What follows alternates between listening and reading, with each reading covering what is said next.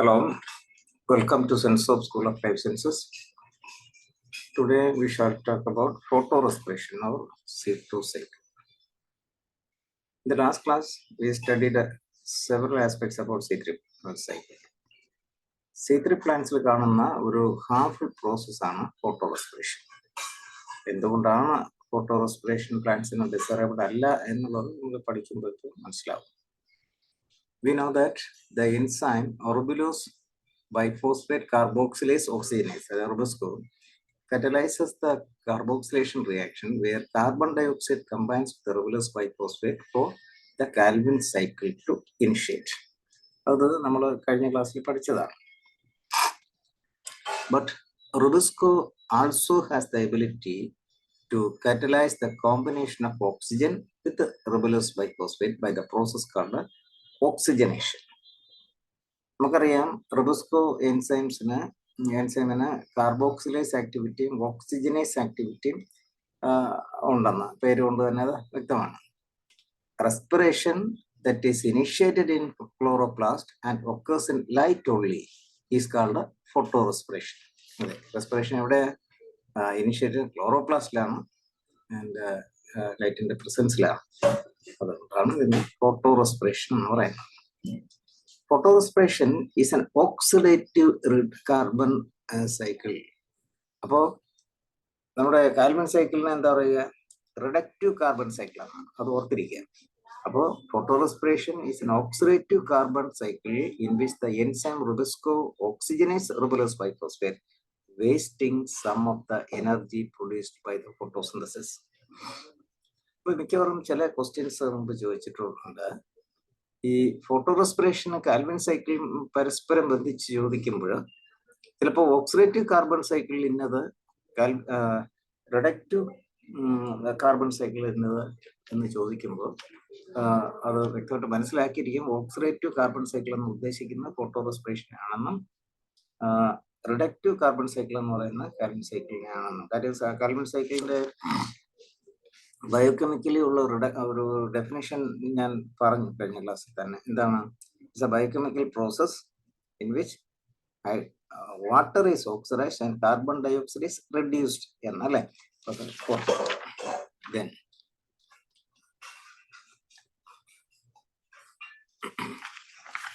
photorespiration is also called a C2 cycle because two carbon intermediates are formed in photorespiration. അത് നമ്മൾ പഠിക്കുമ്പോൾ മനസ്സിലാകും.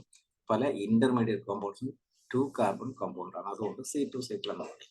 The first product formed in photorespiration is phosphoglycolate. Glycolate is the chief metabolite and also the substrate for photorespiration. അതുകൊണ്ട് ഇതിനെ എന്തും പറയും, ഗ്ലൈക്കോലേറ്റ് cycle എന്നും പറയും. അപ്പോൾ ഫോട്ടോറെസ്പിറേഷനിൽ അത് എന്തെല്ലാം പേരിൽ അറിയപ്പെടുമ്പോൾ C2 cycle, oxidative carbon cycle, glycolate cycle. ഇനി കണ്ടീഷൻസ് to occur photorespiration. ഇതെല്ലാം സാഹചര്യങ്ങളിലാണ് ഫോട്ടോറെസ്പിറേഷൻ C3 പ്ലാന്റ്സിൽ നടക്കുന്നത്. Photorespiration generally occurs on hot, dry, sunny days in C3 plants. പറയാമല്ലോ ടെമ്പറേച്ചർ കൂടിയിരിക്കണം എന്നുള്ളത്. ഇനി ക്യാരക്ടറിസ്റ്റിക്സ് ഓഫ് Rubisco enzyme.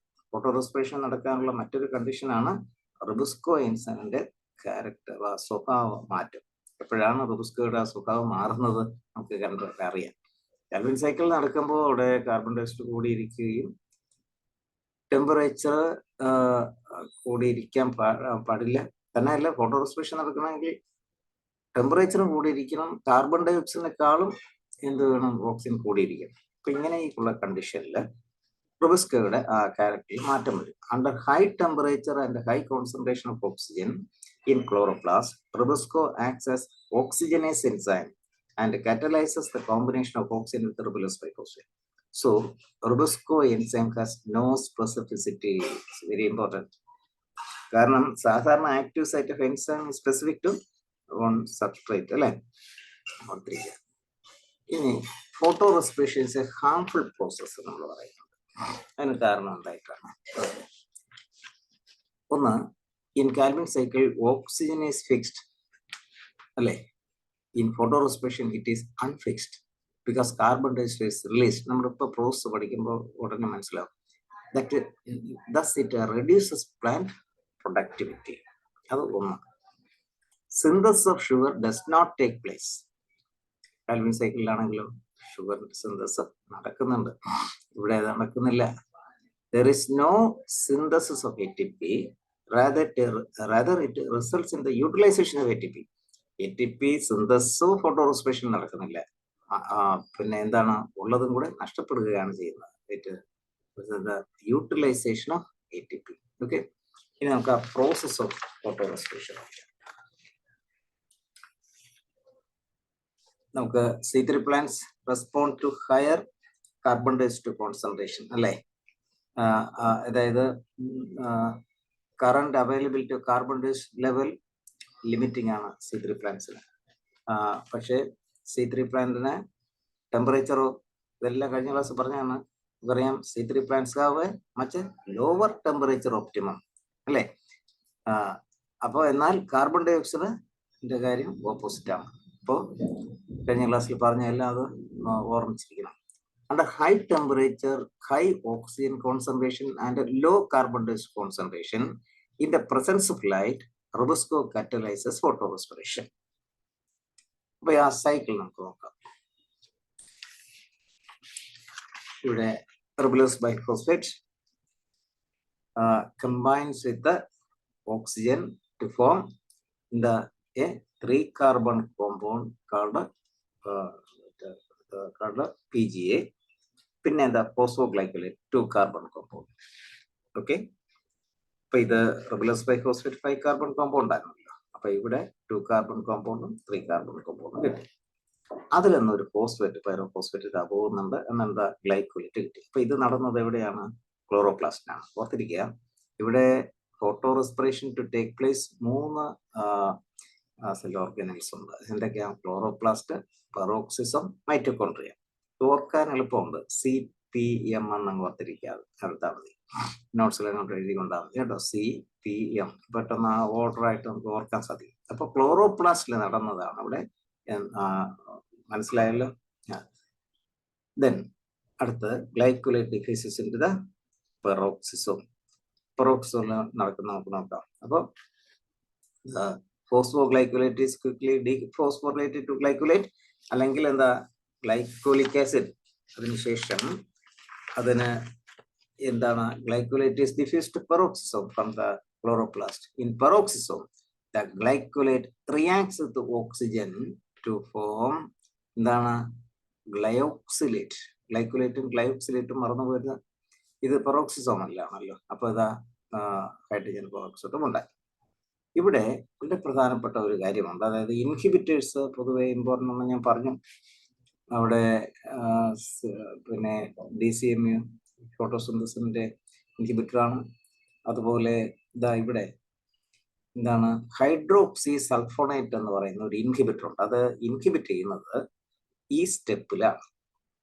അതായത് in the peroxisome glycolate reacts with oxygen to form glyoxylate and hydrogen peroxide with the help of enzyme glycolic acid oxidase. അപ്പൊ ഈ process നടക്കണമെങ്കിൽ എന്ത് വേണം? Glycolic acid oxidase വേണം. ഈ എൻസൈമിനെ ഇൻഹിബിറ്റ് ചെയ്യുന്ന ഇൻഹിബിറ്ററാണ് ഹൈഡ്രോക്സി സൾഫോണേറ്റ്. മറക്കരുത്. It can inhibit glycolic acid oxidase. ഇനി ഗ്ലയോക്സിലേറ്റിന് എന്ത് സംഭവിക്കുന്നു? ഗ്ലയോക്സിലേറ്റ് അവിടെ അമിനേഷൻ സംഭവിച്ചിട്ട് അത് ഗ്ലൈസിൻ കിട്ടും. ഗ്ലൈസിൻ ഒരു ന്യൂട്രൽ അമിനോ ആസിഡ് ആണ്. ഒരു അമിനോ ഗ്രൂപ്പും ഒരു കാർബോക്സിൽ ഗ്രൂപ്പും ഉള്ളതാണ്. അതിന്റെ കാര്യങ്ങളെല്ലാം ഇവിടെ ഓർമ്മിക്കേണ്ടതുണ്ട്. അപ്പൊ എനിവേ ഗ്ലൈസിൻ കിട്ടി. ഗ്ലൈസിൻ ഒരു സിംപ്ലസ്റ്റ് അമിനോ ആസിഡ് നമുക്കറിയാം. 2 കാർബൺ ഉള്ളതാണ്. പിന്നെ സിംപ്ലസ്റ്റ് അമിനോ ആസിഡ്. അപ്പൊ ഗ്ലൈസിൻ ഇനി എന്ത് സംഭവിക്കും? പെറോക്സിസോമിൽ നിന്ന് അത് മൈറ്റോകോൺട്രിയയിലേക്ക് വരുന്നു. അപ്പൊ ഈ ചിത്രം എല്ലാം +2 ലെവലിൽ നമ്മൾ പഠിച്ചിട്ടുള്ളതാണ്. എന്നാൽ അതിന്റെ വളരെ അനലിറ്റിക്കലായിട്ട് ചോദിക്കുന്ന ക്വസ്റ്റ്യൻ എല്ലാം മനസ്സിലാക്കണമെങ്കിൽ ഇതിന്റെ അല്പം കെമിസ്ട്രി കാര്യങ്ങൾ, അങ്ങനെ വലിയ കെമിസ്ട്രി ഒന്നും അല്ല, സിമ്പിൾ ആയിട്ടുള്ള കെമിസ്ട്രി കാര്യങ്ങൾ കൂടെ മനസ്സിലാക്കും. അതായത് ഗ്ലൈസിൻ അപ്പൊ എന്താ സംഭവിക്കുക? അമിനേഷൻ അല്ലെ? ഗ്ലയോക്സിലേറ്റിന് അമിനേഷൻ സംഭവിച്ചാൽ ഗ്ലൈസിൻ കിട്ടുന്നുണ്ട്. ഈ ഗ്ലൈസിൻ ഇനി എങ്ങോട്ട് വരുന്നു? മൈറ്റോകോൺട്രിയയിലേക്ക് വരുന്നുണ്ട്. From the peroxisome, glycine is transported to mitochondria. Then here 2 molecules of glycine react to form a molecule of serine. വ്യക്തമായിട്ട് മനസ്സിലാക്കുക. ഇവിടെ ഈ സ്റ്റെപ്പ് വളരെ വളരെ ഇമ്പോർട്ടൻ്റ് ആണ്. പലപ്പോഴും സെറീനിൽ നടക്കുന്ന എവിടെ ഉള്ളതും ചോദിക്കാം. അതിൽ ഇവിടെ ഏറ്റവും പ്രധാനപ്പെട്ട ഒരു കാര്യം ഇതാ, കാർബൺ ഡയോക്സൈഡ് നഷ്ടപ്പെടുന്നതാണോ? എന്തുകൊണ്ടാണ് കാർബൺ ഡയോക്സൈഡ് പോകുന്നത്? ഈ 2 മോളിക്യൂൾ ഗ്ലൈസിൻ, ഞാൻ പറഞ്ഞു 2 കാർബൺ കോമ്പൗണ്ട് ആണ്. അപ്പോൾ പിന്നെ തന്നെയല്ല, ഒരു കാർബോക്സിൽ ഗ്രൂപ്പ് ഉണ്ട്, ഒരു അമിനോ ഗ്രൂപ്പ് ഉണ്ട്, ന്യൂട്രലാണ്. 2 ഗ്ലൈസിൻ ചേർന്ന് ഒരു സെറിൻ ഉണ്ടാകുമ്പോൾ സെറിനും എന്ത് തന്നെയാണ്? ന്യൂട്രൽ അമിനോ ആസിഡാണ്. അവിടെ ഒരു കാർബോക്സിൽ ഗ്രൂപ്പ് മതി, ഒരു അമിനോ ഗ്രൂപ്പ് മതി. ഗ്ലൈസിനിലും ഒരു അമിനോ ഗ്രൂപ്പും ഒരു കാർബോക്സിൽ ഗ്രൂപ്പുമാണ് ഉള്ളത്. ഇപ്പൊ 2 ഗ്ലൈസിൻ ചേരുമ്പം 2 കാർബോക്സിൽ ഗ്രൂപ്പും 2 അമിനോ ഗ്രൂപ്പും അങ്ങനെ വരുന്നില്ലേ? അപ്പൊ എന്ത് ചെയ്യണം? രണ്ടും കൂടെ ചേർന്നിട്ട് സെറിൻ കിട്ടുമ്പോൾ ഒരു അമിനോ ഗ്രൂപ്പ് നഷ്ടപ്പെടണം, അത് അമോണിയ രൂപത്തിൽ പോകുന്നുണ്ട്. ഒരു കാർബൺ ഡയോക്സൈഡ് നഷ്ടപ്പെടണം, അല്ല ഒരു കാർബോക്സിൽ ഗ്രൂപ്പ് നഷ്ടപ്പെടണം, അത് കാർബൺ ഡയോക്സൈഡ് ആയിട്ട് പോകുന്നുണ്ട്. ക്ലിയർ അല്ലേ? അപ്പോ ഇവിടെ എന്തെല്ലാം സംഭവിച്ചു? ഇവിടെ 2 ഗ്ലൈസിൻ ചേർന്ന് സെറിൻ ആയപ്പോ മൈറ്റോകോൺട്രിയയിൽ വെച്ച് എന്തെല്ലാം നടന്നു? ഡീഅമിനേഷൻ, പിന്നെ എന്ത് നടന്നു? ഡീകാർബോക്സിലേഷൻ. ഒരു കാര്യം കൂടെ നടക്കുന്നുണ്ട്, ഓക്സിഡേഷൻ. NAD become NADH2. അപ്പോൾ when 2 molecules of glycine combine to form the serine, നമുക്ക് ആ പ്രോസസ്സിൽ ഓക്സിഡേഷൻ നടക്കുന്നു. പക്ഷേ അതെങ്ങനെയാണ് ഓക്സിഡേഷൻ നടക്കുക മനസ്സിലാക്കുക. During that process NAD become NADH2. Conversion of NAD to NADH2 നമുക്കറിയാം, അത് റിഡക്ഷൻ ആണ്. എന്തുകൊണ്ട്? NAD combined with hydrogen to form NADH2. Addition of hydrogen ആണ് നടന്നത്. അത് എന്താണ് റിഡക്ഷൻ ആണ്. പക്ഷേ ഈ ഹൈഡ്രജൻ എവിടെ നിന്നാണ് കിട്ടിയത്? കിട്ടി? It is from this process എന്ന് പറഞ്ഞാൽ 2 ഗ്ലൈസിൻ ചേർന്ന് സെറിൻ ആകുന്ന ആ പ്രോസസ്സിൽ ഒരു ഹൈഡ്രജൻ റിലീസ് ചെയ്തു എന്ന് പറഞ്ഞാൽ എന്താ നടന്നത്? ഹൈഡ്രജൻ റിലീസ് ചെയ്യുക എന്ന് പറഞ്ഞാൽ എന്താണ്? ഓക്സിഡേഷൻ ആണോ റിഡക്ഷൻ ആണോ? ഓക്സിഡേഷൻ. അത് ഓക്സിഡേഷൻ. ഓക്കെ. അപ്പൊ ഇത്തരം പ്രോസസ്സ് പല സ്ഥലങ്ങളിലും വരും. റെസ്പിറേഷനിലാണെങ്കിലും പല പാത്വേയിലും വരും. അതായത് ഇവിടെ പ്രോസസ് ഓക്സിഡേഷൻ ആണ്. ആ ഓക്സിഡേഷൻ എന്തുകൊണ്ട് നടന്നു? ഇവിടെ ഒരു റിഡക്ഷൻ നടന്നു. ആ റിഡക്ഷൻ നടന്നപ്പോൾ ഓക്സിഡേഷൻ നടന്നു, അല്ലെ? റിഡക്ഷൻ എന്താണ്? NAD become NADH2. അപ്പൊ NADക്ക് ഹൈഡ്രജൻ എവിടെ നിന്ന് കിട്ടി? ഈ പ്രോസസ്സിലാണ് കിട്ടിയത്. ആ പ്രോസസ്സിൽ ഒരു ഹൈഡ്രജൻ റിലീസ് ചെയ്തു. ആ ഹൈഡ്രജനാണ് NAD ക്യാപ്ചർ ചെയ്തിട്ട് NADH2 ആയത്. ഇനി serine diffuses again into the peroxisome. അപ്പൊ ഇനി ഇവിടെ നടക്കുന്ന കാര്യങ്ങളും ഇവിടെ നടന്നതും എല്ലാം പെറോക്സിസോമിൽ ഫോട്ടോറെസ്പിറേഷനിൽ നടന്ന സംഭവങ്ങളാണെന്ന് ഓർത്തിരിക്കുക. അപ്പോ സെറിൻ ബിക്കം വാട്ട്? ഇങ്ങോട്ട് പോകും. സെറിൻ പെറോക്സിസോമിൽ പോയതിനു ശേഷം ഇപ്പോൾ serine is taken up by the peroxisome where it is changed to hydroxypyruvate. അപ്പൊ ഹൈഡ്രോക്സിപൈറുവേറ്റ് ഗ്ലിസറേറ്റ് ആകുന്നു. ഹൈഡ്രോക്സിപൈറുവേറ്റ് അണ്ടർഗോ റിഡക്ഷൻ ടു ഗ്ലിസറേറ്റ് തന്നെയോ? ഞാൻ ഇവിടെ പറഞ്ഞു, ഇവിടെ ഇതാ ഒരു ഓക്സിഡേഷൻ നടന്നു. ഇവിടെ ഓക്സിഡേഷൻ ആണ് നടന്നത്. എന്താ? NADH2 become NAD. Conversion of NADH2 to NAD എന്ന് പറയുന്നത് എന്താണ്? ഓക്സിഡേഷൻ ആണോ റിഡക്ഷൻ ആണോ? എന്താണ്? NADH2 ഹൈഡ്രജൻ റിലീസ് ചെയ്യുകയാണ് ഇത്. ഇവിടെ ഓക്സിഡേഷൻ. അന്നേരം റിലീസ് ചെയ്ത ഹൈഡ്രജൻ ഹൈഡ്രോക്സിപൈറുവേറ്റ് യൂട്ടിലൈസ് ചെയ്തു, എന്നിട്ടാണ് ഗ്ലിസറേറ്റ് ആയത്. അപ്പൊ പ്രോസസ് റിഡക്ഷൻ ആണ്. ഇവിടെ എന്തെല്ലാം സംഭവിച്ചു എന്നുള്ള കാര്യങ്ങളെല്ലാം ഇവിടെ ചോദിക്കും. ഇവിടെ ഇതാ ഗ്ലയോക്സിലേറ്റ് അവിടെ അമിനേറ്റ് ചെയ്താണ് ഗ്ലൈസിൻ ഉണ്ടായത്, അമിനേഷൻ അല്ലെ? അപ്പൊ ഇവിടെ ഇതെന്ത് നടന്നു? റിഡക്ഷൻ നടന്നു. ഇതെല്ലാം ഓർത്തിരിക്കുക.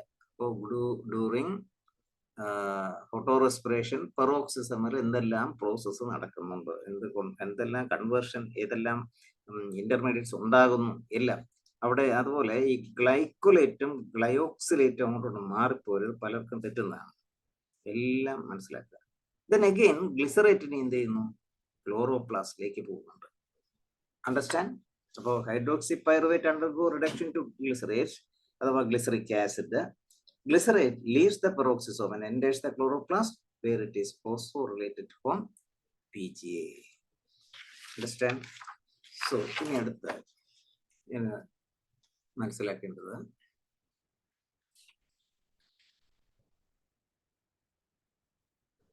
is photophosphorylation related to carbon dioxide compensation point. Carbon dioxide compensation point മായിട്ട് photorespiration ബന്ധമുണ്ടോ? ബന്ധമുണ്ട്.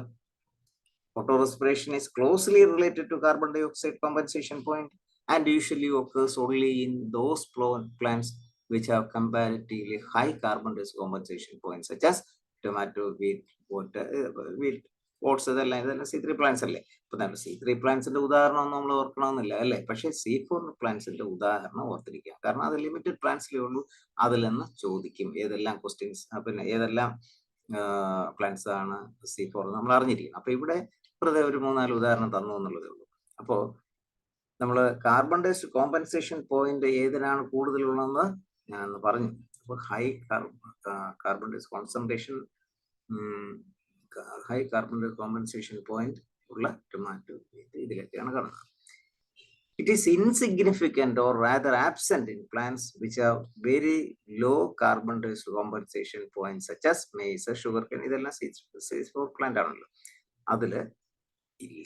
അതുകൊണ്ടാണ് പ്രൊഡക്ടിവിറ്റി C4 പ്ലാന്റിലാണ് കൂടുതൽ വരുന്നത്. ഓക്കെ, അടുത്ത പ്രധാനപ്പെട്ട മറ്റൊരു കാര്യമാണ് 75% of carbon recovered and 25% lost.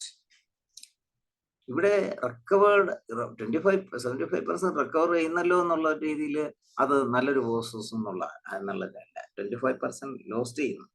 ഇതെങ്ങനെയാണ് ഈ ലോസ്റ്റ് ചെയ്യുന്നത്, ആ കാര്യങ്ങളൊന്ന് മനസ്സിലാക്കണം. അതായത് ഇവിടെ ആ സൈക്കിൾ നമുക്ക് ഒന്നുകൂടെ നോക്കാം, പ്രോസസ് ഒന്നുകൂടെ നോക്കാം. ഇവിടെ in one turn of C2 cycle photorespiration, 1 molecule of PGA and 1 molecule of phosphoglycolate is formed. In 2 turns of C2 cycle, 2 molecules of PGA and 2 molecules of phosphoglycolates are formed. മനസ്സിലാക്കുക. അപ്പൊ നമുക്ക് ഇവിടെ എന്താ ഫോസ്ഫോഗ്ലൈക്കലേറ്റിന്റെ കാര്യം എടുത്താൽ മതി. ഫോസ്ഫോഗ്ലൈക്കലേറ്റ് ഇവിടെ 2 ടേൺ നടക്കുമ്പോൾ 2 ഫോസ്ഫോഗ്ലൈക്കലേറ്റ് കിട്ടിയല്ലേ. അപ്പോ 1 of the 4 carbon atoms or 2 molecules of phosphoglycolate. ഫോസ്ഫോഗ്ലൈക്കലേറ്റ് എത്ര? 2 കാർബൺ കോമ്പൗണ്ട് അല്ലേ. അപ്പൊ 4 കാർബൺ ആണ് ഇവിടെ നമുക്ക്. അപ്പൊ ആദ്യം 2 കാർബൺ തന്നെയാണ് വരുന്നത്. അപ്പൊ 2 സൈക്കിളിലാകുമ്പോൾ 4 കാർബൺ. ഈ 4 കാർബണില് ഇതെങ്ങനെ സൈക്കിൾ പോകുമ്പോൾ 1 കാർബൺ നഷ്ടപ്പെടും. ഇത് കാർബൺ ഡയോക്സൈഡ് രൂപത്തിൽ. അപ്പൊ 4/1 ഭാഗം നഷ്ടപ്പെടുന്നു, 25%. എന്നാൽ 4/3 ഭാഗം ഇങ്ങനെ എന്ത് ചെയ്യുന്നു, റിക്കവർ ചെയ്യുന്നു.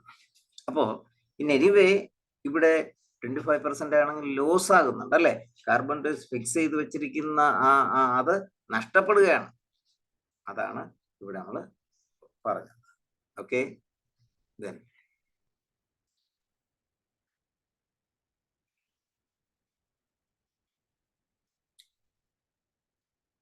അടുത്ത നമുക്ക് ചില ക്വസ്റ്റ്യൻസ് ചെയ്യാം.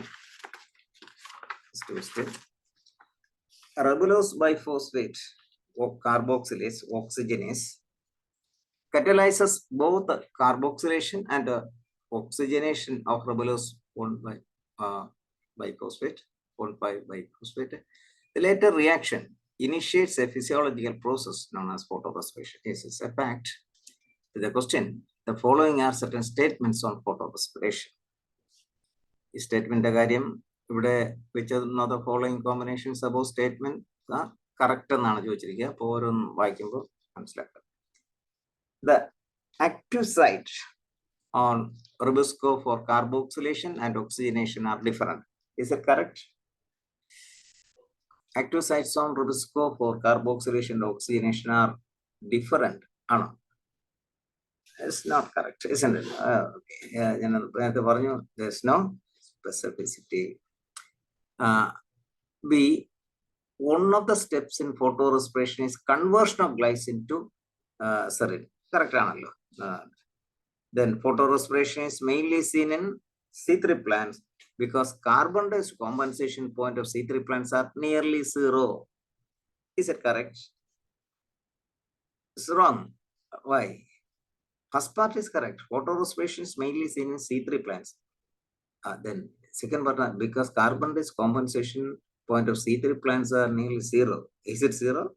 No. C3 plants less, C4 plants column. Carbon-based compensation point കൂടുതലാണ്. D, the pathway of photorespiration involves chloroplast, peroxide, and mitochondria. Yes, CP1. So the answer is third option B and D. Okay. Next question. Which of the following statements regarding C2 cycle is incorrect? C2 cycle is favored by high oxygen concentration and low carbon dioxide concentration. Yes, it is straight statement. Photorespiration is avoided when carbon dioxide is abundant. Yes, that is also correct. Photorespiration is inhibited by DCM. Is it correct? No. Why? Because hydroxysulfonate ആണല്ലോ ഇവിടെ ഇതിന്റെ inhibitor. Next question. Following are some statements regarding photorespiration. Today, which of those statements are correct? In one turn of C2 cycle, one molecule each of PGA and phosphoglycolate are produced. Yes, it's correct. Due to photorespiration, about 75% of carbon is lost by oxygenous activity. 75% loss ആകുന്നുണ്ടോ? ഇല്ലല്ലോ. 25% അല്ലേ loss ആകുന്നത്. അപ്പൊ അത് ഇതാണ്. During photorespiration, one molecule of carbon dioxide and one molecule of ammonia are released in peroxisome. പെറോക്സിസോമിലാണോ അത്? ഇല്ലല്ലോ. അപ്പൊ ഇവിടെ അത് ഇറ്റ്സ് നോട്ട് കറക്റ്റ്. അപ്പൊ ഇവിടെ ശരിക്കും കറക്റ്റ് ഏതാണ്? 1 only അല്ലേ? അപ്പൊ അത് ഡി ആണ്. Okay. Then fourth question. The following are certain statements regarding photorespiration pathway in plants. ഇവിടെ ചോദിച്ചിരിക്കുന്ന മനസ്സിലാക്കണം. Which of the following combinations is incorrect ആണ്. ഇത് 2022 CSR നെറ്റിൽ ചോദിച്ചാണ്, സെക്കൻഡ് ഷിഫ്റ്റിൽ ചോദിച്ചാണ്. First two carbon compound synthesized by the action of ribosco in chloroplast is glycolate. Is correct? Is it correct? No. First two carbon compound are phosphoglycolate. Glycolate exists the chloroplast and enters peroxisome. ശരിയാണ്. പക്ഷെ നമ്മളിവിടെ ഇൻകറക്റ്റാ ചോദിച്ചിരിക്കുന്നത് അല്ലേ? Glycolate. Next question. Next statement. Glycolate that is synthesized during C2 cycle enters chloroplast from mitochondria. Chloroplast to mitochondria. ഇപ്പോൾ സിയും തെറ്റാണ് അല്ലേ? ഇപ്പോ ശരിക്കും ഇപ്പൊ തെറ്റായിട്ടുള്ള രണ്ടെണ്ണം കിട്ടി. Glycine is transported from peroxisome to mitochondria. അത് എന്താ ശരിയാണോ തെറ്റാണോ? Glycine is transferred from peroxisome to mitochondria. Peroxisome to mitochondria ഇതല്ലേ? അപ്പൊ നമുക്ക് എന്താണ് ഇവിടെ ആൻസർ കൊടുക്കേണ്ടത്? തെറ്റായിട്ടുള്ളത് 2 A and C ആണ്. ഓക്കെ. അപ്പോ നമുക്ക് അടുത്ത ക്ലാസ്സിൽ C4 10 ആണ്, അത് വായിച്ചിരിക്കണം. ഓക്കെ. Thank you.